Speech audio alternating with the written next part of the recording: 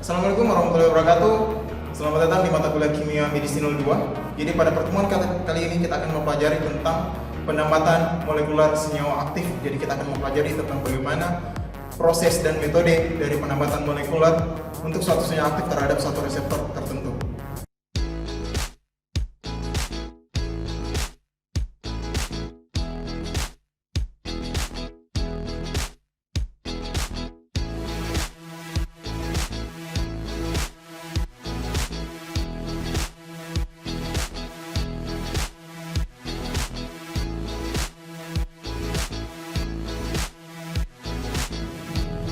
Oke, jadi gambaran molekular docking itu dapat kita lihat pada gambar berikut.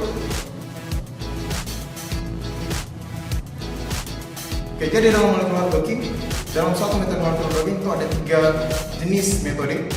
Yang pertama adalah proteinnya kaku, ligannya kaku. Ini akan memakan waktu yang cepat dalam simulasinya. Kemudian ada yang proteinnya kaku, ligannya fleksibel. Nah, ini akan memakan waktu yang sedang atau intermediate. Dan ada yang protein dan ligannya fleksibel. Ini akan memakan waktu yang lama, tapi simulasinya tingkat keakuratannya adalah tingkat keakuratan yang tinggi. Oke, kemudian tujuan dasar dari molekular docking adalah untuk mengetahui interaksi antara dua molekul, ligan dengan protein. Kemudian kita memprediksi kekuatan interaksi dua buah molekul tersebut yang dilakukan dengan menggunakan fungsi scoring. Nah, bagaimana prosedur penambatan molekuler? Kita akan lihat selengkapnya dalam video berikut. Jadi sebelum kita masuk ke dalam metode penambatan molekuler, pertama kita bahas dulu bagaimana dan apa tujuan dari penambatan molekul. Tujuan pertama adalah desain obat rasional. Jadi dari penambatan molekul, kita dapat menggunakan data-data hasil penambatan molekul untuk melakukan desain obat yang rasional terhadap suatu reseptor penyakit. Kemudian, kita bisa memprediksi kekuatan ikatan atau afinitas dari suatu obat terhadap suatu reseptor. Selain itu, kita dapat mengidentifikasi pose ligan, bagaimana konformasi suatu ligan, bagaimana ligan berinteraksi pada sisi aktif dari suatu molekul. Selanjutnya kita bahas algoritma penambatan molekular. Jadi pada metode penambatan molekular, ada yang disebut sebagai algoritma pencarian mode ikatan obat reseptor dan fungsi scoring. Pada metode pencarian mode ikatan obat reseptor, ada dua metode. Yang pertama adalah pencarian secara sistematik, di mana semua derajat kebebasan konformasi ligan akan diperhitungkan secara kombinatorial. Kemudian yang kedua, pencarian secara acak atau stokastik. Nah, pada metode ini, ligan dilakukan perubahan secara acak, serta konformasi ligan dipilih pula secara acak. Kemudian pada fungsi scoring, yang pertama adalah fungsi scoring berbasis medan gaya atau force field. Jadi pada fungsi scoring ini, afinitas ikatan dihitung berdasarkan hukum fisika yang bekerja pada kompleks. Kemudian yang kedua, berbasis empiris. Di sini digunakan suku energi seperti ikatan hidrogen dan interaksi hidrofobik yang disesuaikan dengan data afinitas eksperimen.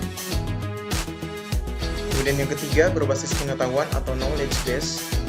Di sini afinitas dihitung dari analisis statistik data-data sekumpulan training set protein ligan.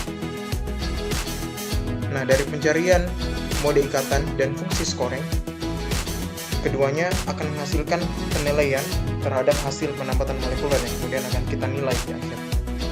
Selanjutnya, di sini kita akan lihat bagaimana proses simulasi dari penambatan molekuler antara ligan dengan reseptor dalam suatu kompleks yang kemudian kita assess atau kita nilai berdasarkan mode ikatan yang dipadukan dengan fungsi scoring.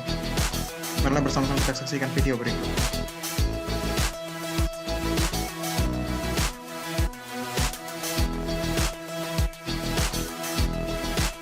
Jadi di sini ligan akan menempati binding pocket, yang namanya binding pocket atau sisi aktif dari suatu reseptor. Nah, kita menggunakan algoritma pencarian untuk mencari konformasi yang bisa dihasilkan oleh suatu ligan di dalam reseptor yang bisa dilihat pada gambar. Nah, kemudian dengan scoring function kita akan mengakses atau menilai bagaimana kekuatan ikatan, seberapa kuat ikatan dari obat terhadap reseptornya.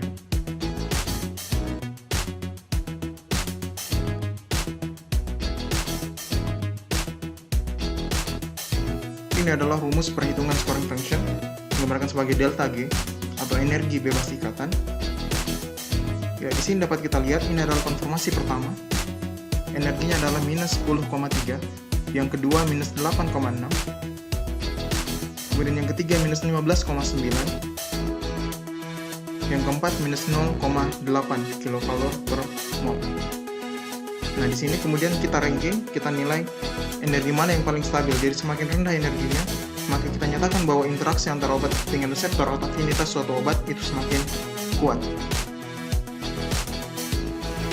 Kemudian kita mengevaluasi interaksi pada level atomik. Kita melihat obat tersebut berinteraksi dengan reseptor apa saja, membentuk interaksi hidrogen kah, hidrofobik atau van der Waals. Nah, di sini kita evaluasi interaksinya dan kemudian kita nilai juga dari segi interaksinya.